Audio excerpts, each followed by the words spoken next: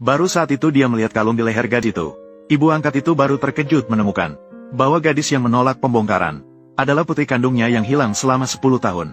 Sementara dia yang menderita penyakit jantung bawaan sudah hampir mati dikeroyok oleh anak buahnya sendiri. Ternyata 10 tahun yang lalu, seorang janda memutuskan agar anak perempuannya bisa sekolah seperti anak-anak lain. Dia memutuskan untuk mengirim anaknya ke rumah pamannya untuk dijaga. Sementara dia pergi bekerja di kota.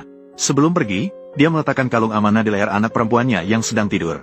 Dia kemudian memberikan semua tabungannya kepada pamannya, dan berjanji akan mengirimkan uang yang dia hasilkan segera. Hanya berharap dia akan merawat baik anak perempuannya. Ketika gadis itu bangun dan mengejarnya, wanita itu sudah duduk di dalam mobil menuju kota. Dia berpikir keputusan ini akan membuat anaknya hidup bahagia. Tanpa dia sadari, ini malah menjadi awal mimpi buruknya. Paman dan bibi tidak hanya membuatnya melakukan pekerjaan rumah yang berat setiap hari, tetapi juga membuatnya menunggu hingga anak perempuan mereka selesai makan sebelum dia boleh duduk di meja. Pada hari itu bibi membawa uang yang ditinggalkan ibu gadis itu untuk mengirim putrinya pergi sekolah, tapi tidak pernah menyebutkan tentang gadis itu sekolah. Gadis malang membawa semua telur dari rumahnya ke sekolah, berharap guru bisa memberinya kesempatan belajar. Untungnya, guru yang baik tergerak oleh semangat belajarnya. Tanpa mengambil telurnya, ia dibawa masuk ke dalam kelas. 3 tahun berlalu begitu cepat. Saat ini, wanita yang berjuang di kota telah berhasil mencapai posisi manajer dengan usahanya sendiri. Dia tahu beberapa hari ini adalah pertemuan orang tua di sekolah putrinya. Maka dia meminta izin kepada bosnya untuk pulang dan melihat putrinya. Bos tidak hanya menyetujui permintaannya, tetapi juga menyarankan agar dia membawa putrinya ke kota untuk tinggal bersamanya. Saat itu, gadis kecil di kelas memperhatikan nilai 100 di kertas ujian. Mengingat janji ibunya, bahwa jika dia mendapat nilai sempurna, ibunya akan kembali melihatnya. Namun sekarang sudah 3 tahun berlalu.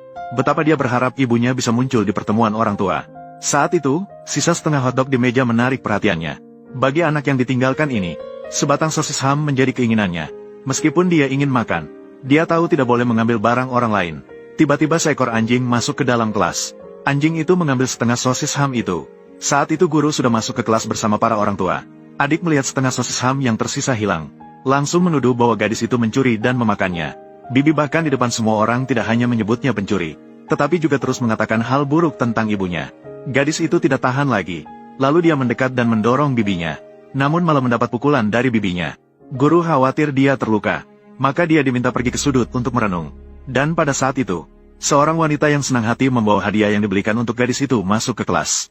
Setelah mengetahui apa yang terjadi, dia dengan tegas menyatakan bahwa anak perempuannya tidak akan melakukan hal seperti itu.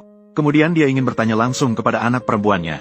Namun pada saat itu semua orang baru menyadari, gadis yang seharusnya berada di pintu belakang kelas sudah menghilang. Rumput kecil. Kamu memberitahuku tentang anak-anak.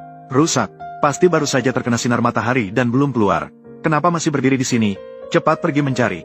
Semua orang pergi membantu mencari. Kakak perempuan, apakah kamu melihat rumput kecil saya di lantai yang lebih tinggi?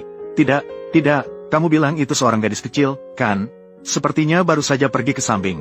Jangan mendekat. Sungai ini sangat berbahaya. Lepaskan aku, biarkan aku turun. Kakak ipar, jangan turun. Dengarkan, turun. Dasar ceroboh.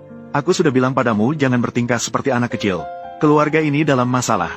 Aku ingin melihat bagaimana kamu menangani ini. Jika terjadi sesuatu pada putriku, kamu harus bertanggung jawab. Kenapa masih berdiri di sana? Cepat pergi mencari. Ada yang melihat anak itu. Semua berlari ke jalan di lereng sana. Cepat pergi. Mama, aku ingin pergi ke sungai mencarimu. Berhenti.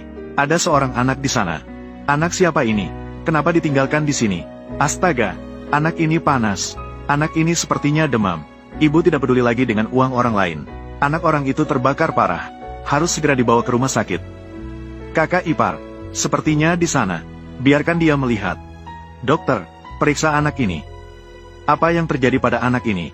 Dia sebenarnya memiliki penyakit jantung dan paru-paru. Awalnya memang tidak bisa dipelihara dalam jangka panjang. Tubuh memang sudah lemah. Sekarang malah berlebihan bermain-main. Semuanya sudah mengalami penyakit yang memburuk. Aku tidak tahu tentang ini. Dokter itu masih bisa disembuhkan. Jika bisa disembuhkan, maka bisa disembuhkan. Aku kira harus minum obat dalam jangka panjang ke depan. Dan setelah waktu ini, kesehatan anak juga tidak terganggu. Aku setuju. Selamat. Ada 3 atau 4 orang lagi. Mereka juga punya 1 anak lagi. Buka pintu larangan ini. Biarkan Tuan Sen bertemu dengan putri keluarganya. Katakanlah, berhenti bicara. Berapa banyak uang yang harus dikeluarkan? Berapa banyak uang? Itu juga nyawa seseorang. Terima kasih. Baiklah, Tuan Sen. Semua kesalahan saya sebagai pihak yang terlibat.